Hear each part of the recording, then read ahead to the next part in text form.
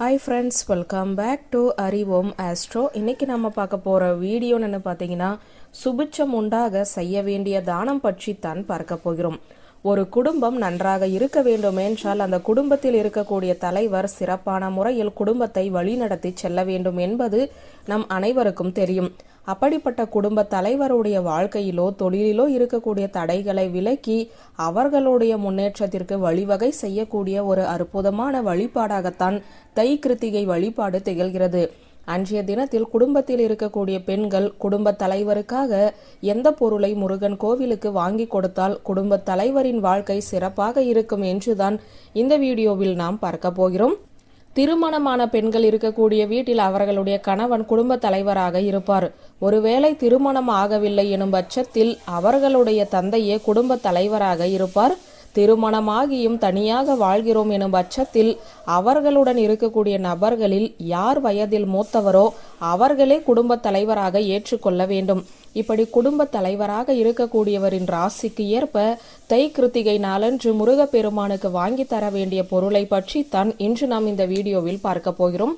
தை கிருத்திகை என்பது மிகவும் சிறப்புக்குரிய கிருத்திகை என்று நம் அனைவருக்குமே தெரியும். அன்றைய தினத்தில் விரதம் இருந்து வழிபாடு செய்பவர்கள் பலர் இருக்கிறார்கள். வீட்டிலேயே வழிபாடு செய்பவர்களும் இருக்கிறார்கள். ஆலயத்திற்கு சென்று வழிபாடு செய்பவர்களும் இருக்கிறார்கள். விரதம் இருந்தும் விரதம் இருக்காமலும் வழிபாடு செய்பவர்கள் இப்படி பலதரப்பட்ட முறையில் வழிபாடு செய்வதுண்டு. எப்படி இருந்தாலும் முருகப்பெருமானை அன்றைய தினம் வழிபாடு செய்தாலே நல்ல பலன் கிடைக்கும் என கூறப்படுகிறது.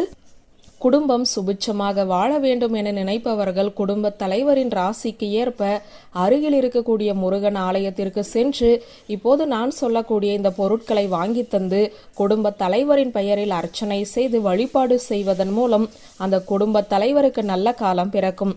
அவருக்கு நல்ல காலம் பிறந்து விட்டாலே குடும்பத்திற்கும் நல்ல காலம் பிறந்துவிடும் அல்லவா? அனைத்து விதமான செல்வங்களும் வந்து சேர ஆரம்பிக்குமே என்றே கூறலாம். சரி, இப்போது எந்தெந்த ராசிக்கு என்னென்ன பொருட்களை வாங்கி தர வேண்டும் என்று பார்ப்போம். மேஷ ராசிக்காரர்களுக்கு வாசனை நிறைந்த மலர்களை வாங்கி தர வேண்டும். ரிஷப ராசிக்காரர்களுக்கு அபிஷேகத்திற்கு மஞ்சள் வாங்கி தர வேண்டும். மிதுன ராசிக்காரர்களுக்கு ஆலயத்தில் தீபம் ஏற்றுவதற்கு தீப எண்ணெய் வாங்கி தர வேண்டும். கடக ராசிக்காரர்களுக்கு அந்த தீபத்தை ஏற்றுவதற்கு பயன்படுத்தக்கூடிய திரியை வாங்கி தர வேண்டும். சிம்ம ராசிக்காரர்களுக்கு கோதுமையோ அல்லது கோதுமை மாவால் செய்யப்பட்ட உணவுப் பொருட்களையோ ஆலயத்திற்கு வாங்கி தர வேண்டும். கன்னி ராசிக்காரர்களுக்கு தீபம் ஏற்றுவதற்குரிய எண்ணெய் வாங்கி தர வேண்டும்.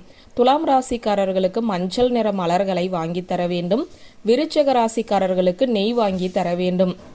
தனுசு ராசிக்காரர்களுக்கு தீபம் ஏற்றுவதற்கு எண்ணெய் வாங்கி தர வேண்டும். மகர ராசிக்காரர்களுக்கு முருகப்பெருமானுக்கு சாற்றுவதற்காக வஸ்திரம் வாங்கி தர வேண்டும். கும்ப ராசிக்காரர்களுக்கு தூப தீபம் காட்டுவதற்கு தேவையான ஊதுபத்தி, சாம்பிராணி, கற்பூரம் போன்றவற்றை வாங்கி தர வேண்டும். மீன ராசிக்காரர்களுக்கு முருகனுக்கு அபிஷேகத்திற்கு இளநீர் வாங்கி தர வேண்டும். இந்த முறையில் குடும்பத்தில் இருக்கக்கூடிய பெண்கள் இந்த பொருட்களை வாங்கி முருகப்பெருமான் ஆலயத்திற்கு தருவதன் மூலம் அவர்கள் குடும்பத்தில் நல்ல முன்னேற்றமும் சுபிட்சமும் உண்டாகும் என்ற தகவலை சொல்லி இந்த வீடியோவை நிறைவு செய்கிறேன். நன்றி, வணக்கம்.